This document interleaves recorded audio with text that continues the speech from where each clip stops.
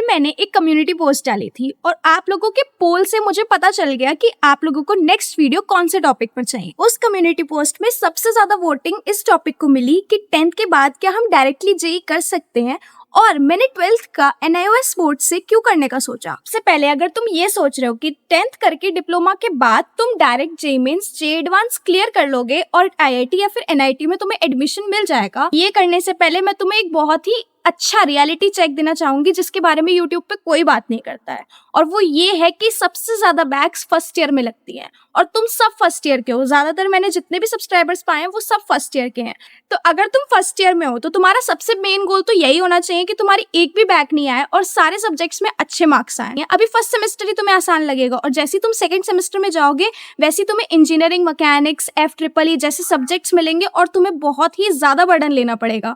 अब देखो, यूट्यूब पर तो लाखों लोग हैं और लाखों लोग लाखों बातें कहेंगे। बहुत सारे लोगों ने तुम्हें ये बताया होगा कि 12th is equivalent to diploma, लेकिन अगर तुम ये सोचो कि डिप्लोमा इक्वलेंट है 12th के और तुम 12th की डिग्री की जगह डिप्लोमा कहीं पे भी लगा दोगे तो ये मुझे लगता है तुम्हें एक स्टेप और सोचना चाहिए। मान लो कहीं पर 10+2 की रिक्वायरमेंट्स हुई तो तुम वहां पे कैसे फुलफिल करोगे।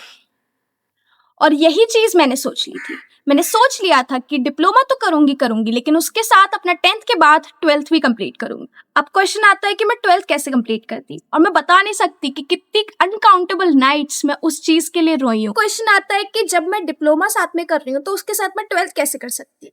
तो ये चीज मेरी सॉल्व करी NEP ने, यानी कि नेशनल एजुकेशन पॉलिसी। इसके रिगार्डिंग तुम एक रेगुलर और एक प्राइवेट डिग्री एक साथ कर सकते हो। फॉर एग्जाम्पल मेरा 12th चल रहा है और मेरा डिप्लोमा भी चल रहा है। मेरा डिप्लोमा रेगुलर कोर्स है, मैं उसमें कॉलेज जा रही हूँ, कॉलेज से आ रही हूँ, एग्जाम्स दे रही हूँ।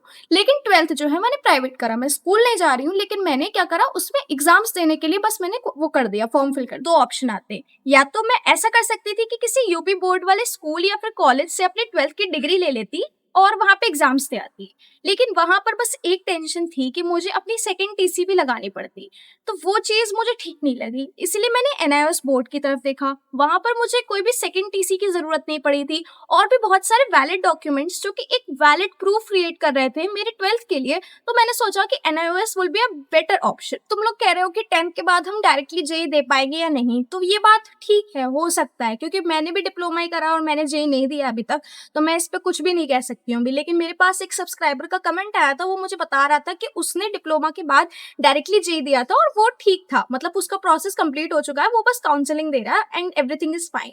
लेकिन मैं तुम्हें ये करने का बिल्कुल भी सजेशन नहीं दूंगी, क्योंकि मैं चाहती हूँ कि तुम अपना बैकअप प्लान कंप्लीट करके रखो, क्योंकि तुम्हें 11th-12th तो वैसे ही पढ़नी है, क्योंकि जेई में तो फिजिक्स, केमिस्ट्री, मैथ्स ऑलरेडी आती है, तो तुम क्यों ना अपना 11th-12th ही कंप्लीट कर लो, चाहे तुम NIOS बोर्ड से करो, चाहे तुम यूपी बोर्ड से करो। बहुत सारे ऐसे इंस्टीट्यूट है जहाँ से तुम कर सकते हो अपना प्राइवेटली 12th और उसमें कोई दिक्कत भी नहीं आएगी। तो मैं तुम्हें यही सजेस्ट करूँ रखना, जो कि मैंने तुम्हें बताई कि 2 कोर्सेस तुम रेगुलर नहीं कर सकते। एक कोर्स तुम्हारा प्राइवेट होना चाहिए और एक रेगुलर होना चाहिए, चाहे कोई भी कोर्स हो, तो उससे वो चीज वैलिडिटी मानी जाएगी। वरना अगर तुमने दोनों कोर्स रेगुलर करे तो फिर दिक्कत आ सकती है। अपना पर्सनल ओवरव्यू बताती हूँ, जब तक तुमने इतनी वीडियो देख ही ली है तो थोड़ी बात और भी सुन लो।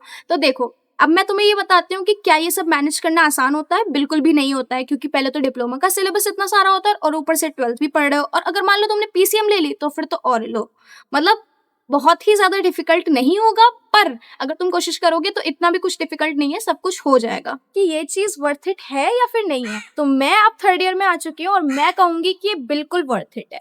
एक तो बैकअप प्लान क्रिएटेड है और ऊपर से तुम्हारे बेसिक्स भी क्लियर हो रहे हैं। अगर तुम 11th-12th करोगे तो तुम्हें जेई के लिए बेसिक्स तो क्लियर चाहिए, क्योंकि मेंस और एडवांस दोनों निकालना है, तो उस चीज के लिए ये प्लान तुम्हारे लिए बहुत ही बेनिफिशियल रहेगा। ये रोड मैप भी है और ये मान लो गाइडेंस भी है, क्योंकि ये बहुत इंपॉर्टेंट चीज है, क्योंकि तुम एक बहुत ही क्रूशियल स्टेप लेने वाले अपने करियर में, तो ये चीज तुम बिल्कुल मिस मत करो। जो सब्सक्राइबर पूछ रहा था कि क्या हम 10th के बाद जेई दे सकते हैं, तो उसका आंसर है हाँ, लेकिन NIOS या फिर और प्राइवेट 12th जो होता है एक बहुत ही लीगल ऑप्शन। अब अगर तुम लोगों को कोई भी दिक्कत आ रही है NIOS का फॉर्म फिल करने में, या फिर कोई एलिजिबिलिटी क्राइटेरिया देखने में, या फिर और भी कोई डाउट है, so you are free to ask in the comment section और मैं उसका जरूर रिप्लाई करूंगी। With this we come to an end of this video. I hope you like my video, subscribe to my channel for more such videos and share with the friends, क्योंकि अकेले जाने में मजा नहीं आएगा।